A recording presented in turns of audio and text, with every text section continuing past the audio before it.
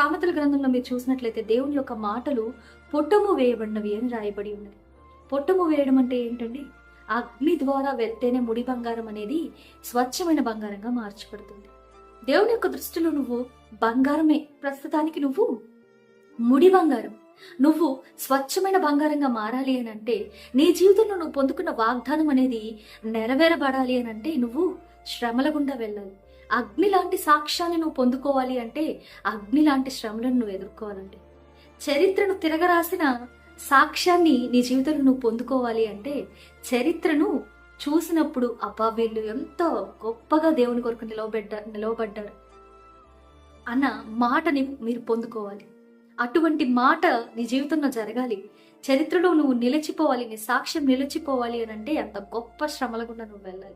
అందుకే నువ్వు ఈ శ్రమల గుండా వెళ్తూ ఉన్నావు. అందుకే దేవుని యొక్క వాక్యం నిన్ను పరిశోధిస్తూ ఉన్నది.